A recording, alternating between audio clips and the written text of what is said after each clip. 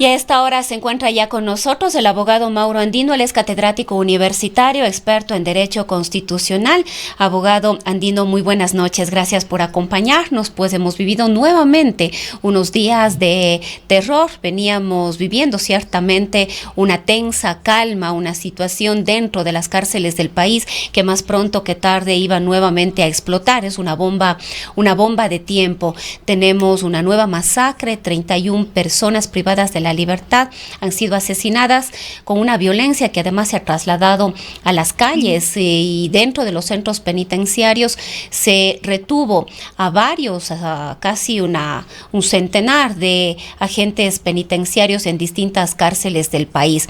Han sido unos días de terror, especialmente en la ciudad de Guayaquil y en la provincia de Esmeraldas. Nuevamente decretos de excepción en algunas localidades, en algunos territorios, nuevamente un estado de excepción en los centros de privación de la libertad del país, especialmente en la penitenciaría del litoral. ¿Cuál es su lectura respecto de lo que nuevamente estamos viviendo en nuestro país? Muy buenas noches, un saludo cordial para ustedes y por supuesto para toda la gente de Cuenca y de la provincia de La Suay. Creo que lo primero que podemos evidenciar es la falta de Estado, si es que acaso algo del Estado todavía queda. Creo que no hay gobierno en esta materia. Creo que en el ámbito de la rehabilitación social y de la seguridad ciudadana, la tarea no solo que ha sido inconclusa, sino que nunca se la llegó a realizar de manera eficiente.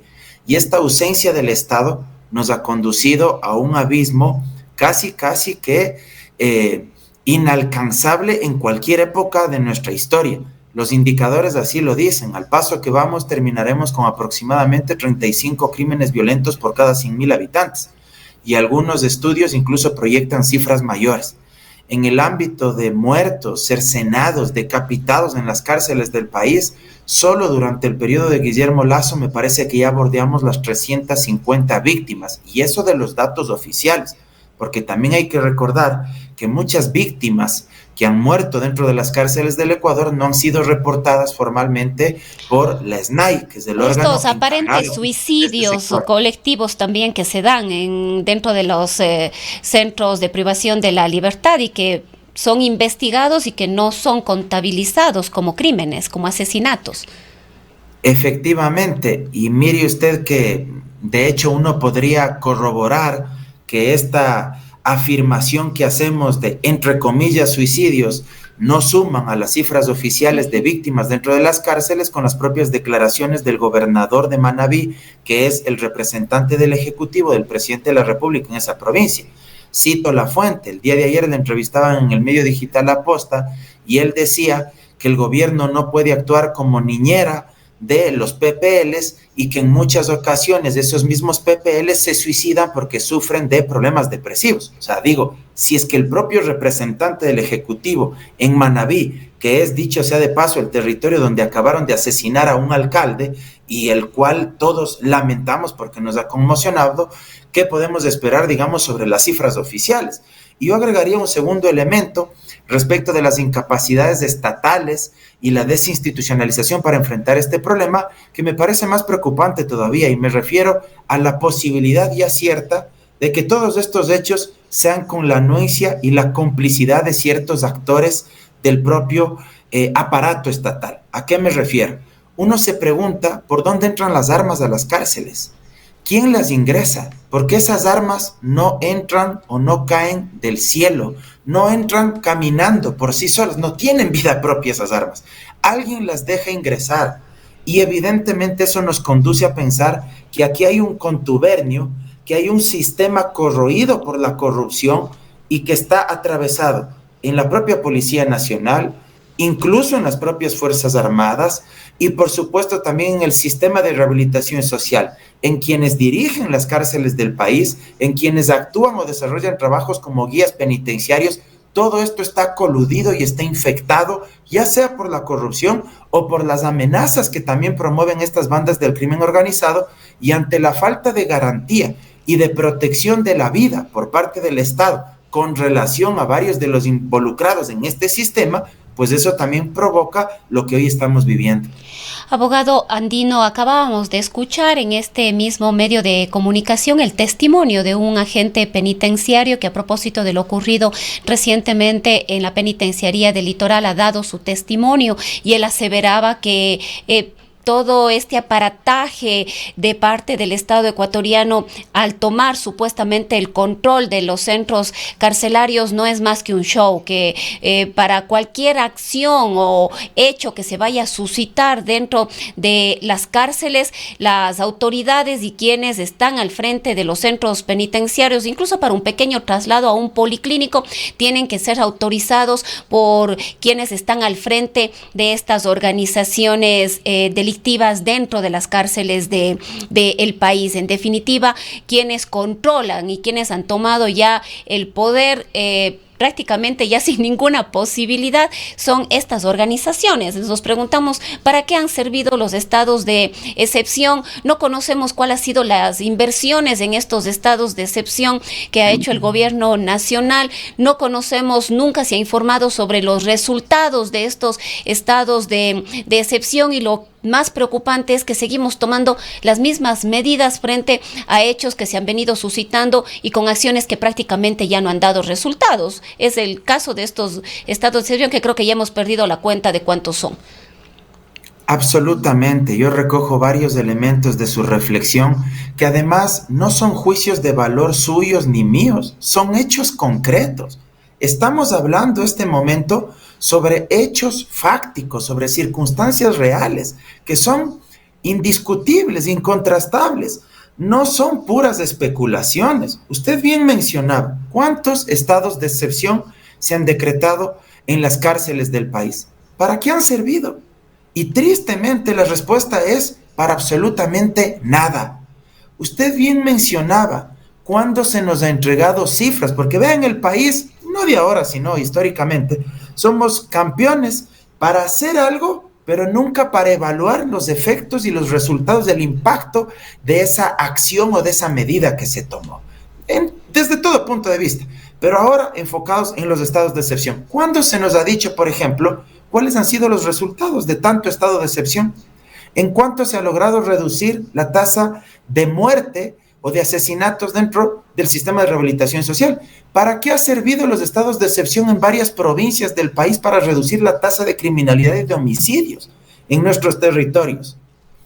Nunca se han entregado resultados, nunca se ha medido para poder evidentemente cuantificar y decir, oiga, esta medicina de alguna manera en algo ha mitigado o ha aplacado este cáncer que cada vez parecería que se ha convertido ya en metástasis a nivel institucional. Entonces creo que son medidas que en la práctica vienen a ser como una especie de palos de ciego, que no saben a dónde apuntar, no producen resultados positivos. Y aquí yo quiero engancharle con otro tema que, mire, uno no quiere ser visceral, ni hacer hipótesis malvadas, pero cuando uno ve que la ejecución presupuestaria de ministerios como el Ministerio del Interior es apenas del 8%. Es una de las más bajas de todos los ministerios. O sea, tienen un presupuesto de casi 100 millones de dólares, algo así como 98 millones de dólares. No lo digo yo, lo sacó el Diario Expreso el día de ayer, un periódico a nivel nacional. Estamos ya terminando julio y apenas han ejecutado el 8%. Oiga, si el ministerio, que debería tener ya una ejecución presupuestaria, que ya debería estar casi que terminando todo el presupuesto, que debería más bien estar pidiendo más recursos, porque ¿cuál es el problema más urgente de nuestro país en este momento? El tema de la inseguridad y el tema de las crisis en el sistema de rehabilitación social.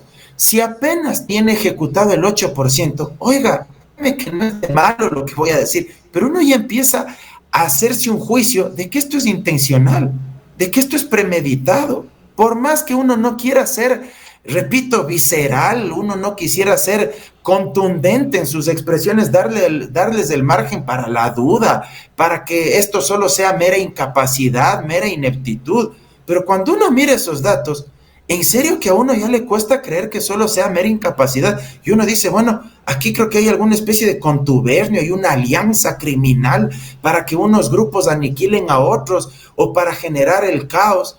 Realmente es desastrosa la situación que vivimos como país. Abogado Andino, hay otro tema que quizás debería preocuparnos porque no ha habido una respuesta o una aclaración por parte del gobierno nacional y que tiene que ver con el video que circuló en el que aparece alias Fito, primero con armas, con guardaespaldas, lo que ya demuestra que no hay ningún tipo de control con internet para poder transmitir estas declaraciones, pero quizás lo más preocupante es la presencia de un policía que estaría junto a los guardaespaldas de Fito, al menos así lo asevera José Serrano, que fue ministro de Justicia, ministro del Interior en su momento, y él asevera que se trata de un oficial en servicio activo, el mayor PF de la Policía del Ecuador, que se pertenece a la Dirección de Inteligencia. Es posible que efectivamente un policía en servicio activo de la Dirección de Inteligencia esté acompañando junto a los guardaespaldas de alias Fito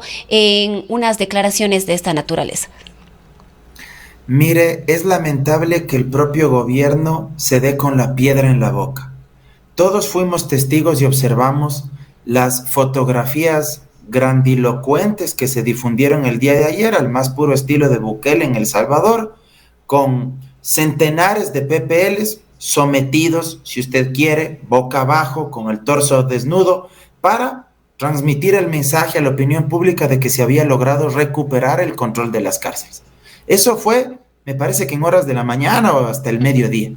Sucede que pasan unas horas e inmediatamente desde la misma cárcel, donde supuestamente ya tenía el control el Estado, a través de Fuerzas Armadas y de la Policía Nacional, campante y sonante, se lanza una rueda de prensa, uno de los líderes de las bandas más importantes, entre comillas, del crimen organizado en nuestro país, con guardaespaldas o con miembros de su seguridad personal alrededor, y no conforme con eso, aparentemente, y digo aparentemente porque yo no podría identificar si es que efectivamente es un policía y peor todavía quién es, pero aparentemente, según ha declarado su coterráneo José Serrano, ex ministro del Interior, con un policía ahí al lado, legitimando, validando la rueda de prensa, validando la supuesta entrega de las armas. Si eso es real, la presencia de un policía al lado de un oficial de la DGI al lado, si eso es verídico, creo que estamos ya a la merced del crimen organizado y esa sería la prueba inequívoca de que aquí existe una alianza al más alto nivel. Yo no sé, ni quisiera llegar a pensar que esto es con el acuerdo incluso de quien está en la presidencia de la República, más allá de las denuncias que en su momento saltaron a la luz en contra del propio cuñado, en contra del extinto Rubén Cherres, etcétera, pero uno, créame, que se resista a pensar que este tipo de situaciones ya son con la anuencia de las más altas esferas gubernamentales, porque si no, uno no entendería cómo es que un oficial de policía, si es que esto es verídico, reitero, porque a mí yo no puedo afirmar esto. Por eso hacíamos referencia a las aseveraciones que hace José Serrano. Hizo una publicación en un tuit y ha dado varias declaraciones públicas al respecto. Efectivamente, y por eso digo, él, con la experiencia que tiene, el que les conocía a los policías, él ha afirmado esto. Si es que esto es real, créame que ya no sé decirle dónde estamos. Ya creo que ahí sí se configura lo que hemos dicho, que no hay Estado, que no hay gobierno y que estamos a merced, a cuenta y riesgo y a la buena voluntad de las bandas del crimen organizado. Abogado Andino, escuchábamos hace un momento la entrevista que le hizo Gustavo Cardoso a Fernando Carrión y él expresaba, creo que el sentir de la gran mayoría de ecuatorianos y ecuatorianas frente a lo que estamos viviendo, una desesperanza, una ninguna expectativa respecto del futuro cercano, al menos en materia de seguridad, mucho más cuando le queda muy poco tiempo a este gobierno. Nos preguntamos qué podría hacer y es además lo que nos venimos preguntando desde hace rato. Vemos los estados de excepción sin resultados y quizás la única respuesta que ha dado el gobierno nacional es continuar con los estados de excepción. ¿Qué podría realmente hacer el gobierno nacional en este poco tiempo que le queda? Y un tema que es fundamental frente a las preocupaciones de los ecuatorianos, de las ecuatorianas respecto de la seguridad, es qué pueden hacer o qué podrán hacer quienes asuman el poder luego de las elecciones del 20 de agosto, también en ese muy corto tiempo que van a tener para gobernar, 1 año y medio, no más, entraremos inmediatamente en una nueva campaña electoral. Mire, respecto del gobierno saliente, yo creo que en la práctica no debemos esperar ya nada. Es un gobierno que en pocos meses más dejará el poder, y con todo lo que hemos descrito esta noche, con todo lo que hemos visto además como ecuatorianos, yo creo que uno más bien le pediría al gobierno que ya no cometa más errores, o que en el peor de los casos, como ya empezamos a sospechar, que ya no les deje seguir haciendo lo que les venga en gana, que algo intenten durante este poco tiempo que queda. Y lo que a mí me preocupa profundamente es que gane quien gane las elecciones, más allá de los legítimos afectos o desafectos ideológicos, políticos que todos tenemos, pero gane quien gane, créame que es preocupante la situación en la que van a recibir el manejo del Estado, la conducción de la cosa pública. Y eso a su vez va a devenir en otra consecuencia que a mí me parece mucho más grave. Y es que la gente, en medio de su desesperación y del miedo, les va a exigir, al binomio presidencial que sea, les va a exigir soluciones rápidas, inmediatas. Y un problema de causas estructurales tan profundas que hoy se está enraizando en el Estado, no se va a resolver de la noche a la mañana. Tristemente hay que decirlo así, porque a mí también me llena de incertidumbre que todos los binomios, lamentablemente en mayor o menor medida, están generando sobreexpectativas en el electorado. Y cuando eso sucede, luego hay un choque con la realidad brutal, porque se genera mucha desilusión, se genera mucha desesperanza, la frustración y la ira de los ciudadanos se acumula cada vez más. Y luego tenemos estallidos sociales, porque esa ira, esa frustración, si no es canalizada a través de las instituciones o democráticamente, tiene que canalizar o tiene que fluir o explotar por otro lado. ¿Y por dónde explota en muchas ocasiones? Y luego nos quejamos, a través de las calles, a través de las movilizaciones. Pero además otras situaciones dramáticas en las que se expresa esta desesperanza y esta desesperación es en la justicia por mano propia. Hemos visto en el centro del país unos casos realmente espantosos, ¿no?, de justicia por mano propia. Absolutamente. Esa es otra vía no legítima, no institucional, no civilizada para exteriorizar la ira, el miedo, la desesperación. Pero ciertamente es una válvula que la hemos visto muy presente durante los últimos tiempos en el país. Linchamientos, justicia por mano propia. Eso es una señal de que nos estamos, perdón lo grotesco de mis términos, pero canibalizando como sociedad. Estamos regresando a una especie de estado de naturaleza, de incivilidad absoluta, donde el miedo hace que tengamos que defendernos por mano propia. Y eso evidentemente es muy peligroso en un régimen democrático, porque a su vez permea en otra consecuencia. La gente cuando tiene mucho temor y miedo y cuando ve que las instituciones y el mismo sistema democrático no les responde, empieza a dejarse seducir por prácticas más autoritarias, por prácticas más extremas. Ahí es cuando aparecen discursos al más puro estilo de Bolsonaro en Brasil o de Donald Trump en Estados Unidos. De Bukele en El Salvador. Lo de Bukele en El Salvador. Mire, hablar en contra de Bukele hoy en día en el Ecuador, en nuestro país, es casi que un pecado. A mí me cuesta tantísimo explicarles a mis alumnos en clases que esa no es la vía adecuada. Y sé que este rato mucha gente que me está mirando y escuchando dirá, es que sí, Mauro, estás absolutamente equivocado. Esa es la vía. Y ese es el riesgo que estamos afrontando. Porque la gente, cuando tiene terror y miedo, abraza las prácticas más autoritarias, abraza las prácticas que van en contra de los derechos humanos.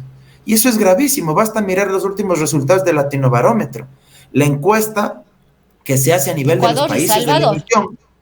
Y Ecuador, por ejemplo, tiene, me parece, si mi memoria no me falla este rato, creo que un 82 de cada 100 entrevistados desconfían o tienen insatisfacción con lo que se conoce como democracia.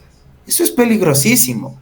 Y cierro con esto. En las provincias de la sierra, donde aún hay delincuencia, pero no en los niveles como en las provincias de la costa, miramos lo que pasa en Esmeraldas, en Manabí, en Guayas, aún como algo muy lejano. Y ojo, esto se parece mucho al virus del COVID, cuando lo veíamos lejano en Europa o en China, más lejos todavía, o lo veíamos en otros países de la región y creíamos que nunca iba a llegar acá. El problema de este tipo de circunstancias es que entre más lejos lo veamos, menos hacemos y más dejamos que se acerque. Y si no retomamos el control del Estado, más temprano que tarde, veremos esos mismos hechos de las provincias de la costa, de nuestros hermanos de la costa, replicándose en provincias de la sierra y de la Amazonía ecuatoriana. Bien, queremos agradecerle, abogado andino, por haber compartido este diálogo en esta segunda edición del noticiario Antena 1. Muchas gracias a ustedes y siempre a las órdenes. Un abrazo. Ha sido el abogado Mauro Andino, él es catedrático universitario y experto en Derecho Constitucional.